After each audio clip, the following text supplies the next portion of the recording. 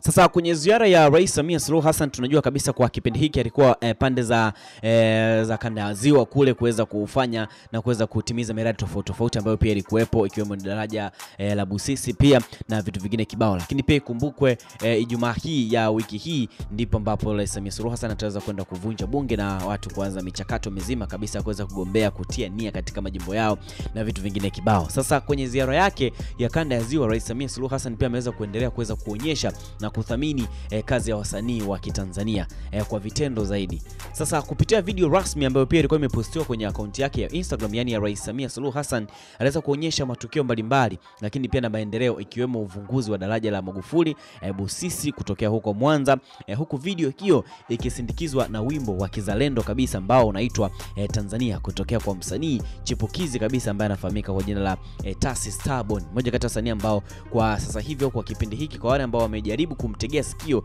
ni msanii ambaye pia anakuja juu sana na kuja kufanya vizuri kabisa na waweze wa Tanzania kwa ujumla waweze kumpokea bana.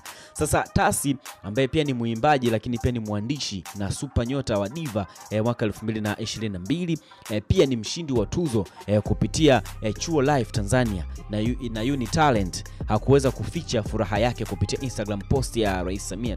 Tasi aliweza kuandika ujumbe kupitia ukurasa wake wa Instagram kama kumpongeza, kuweza kushtushwa na kile ambacho kimeweza kufanyika na Rais Samia Suluhu Hassan kuweza kuliposta au kuweza kuweka ile nyimbo katika video ambayo alikuwa anafanya ziara yake kutokea huko Mwanza. Akaandika then akaweka emoji fulani hivi kama za kushangazwa, yani za kumshtua kidogo. Alafu akaandika kwamba mama, nashukuru kwa kutumia nyimbo yangu, and then akaweka mikono ya kuweza kushukuru. Sasa katika hatua ya kuonyesha kuthamini kazi hiyo, Rais Samia Suluhu mwenyewe alijibu kwa maneno yenye heshima, akatag pale kwamba Tasi, hongera sana wewe na wenzako wote mnaofanya kazi za namna hii, mnafanya kazi nzuri na njema sana, asanteni sana. Ndilo ambacho alikuwa amekiandika Samia Suluhu Hassan katika ile comments au katika ile post ambayo alikuwa ameipost Tasi, na kuweza kuandika ujumbe wa kumshukuru Samia Suluhu Hassan, and then naye akaweza kureply. Sasa jibu hilo kutoka kwa Samia Suluhu Hassan pia halikumgusa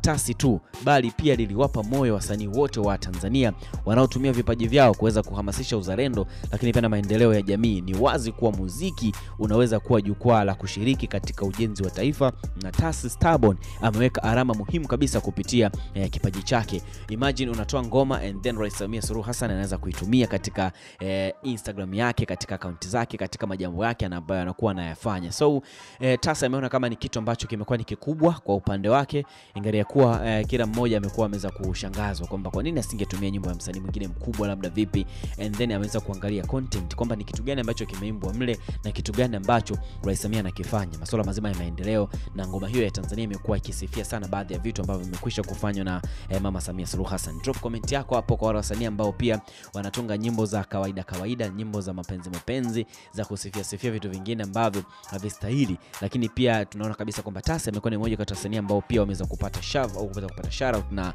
rais wa Tanzania, nikimaanisha Samia Suluhu Hassan. Na ikumbuke kwamba Ijumaa ya wiki hii ndipo ambapo ataweza kuvunja bunge, and then sasa michakato mizima ya kampeni bwana inaweza kuchafuka katika nchi yetu ya Tanzania. Ikumbuke mwezi wa 10 pia tutaweza kuchagua marais lakini pia wabunge na viongozi wengine kibao. Drop comment yako hapo, subscribe channel yetu uwe wa kwanza kupata notification. Take love for this. Ciao.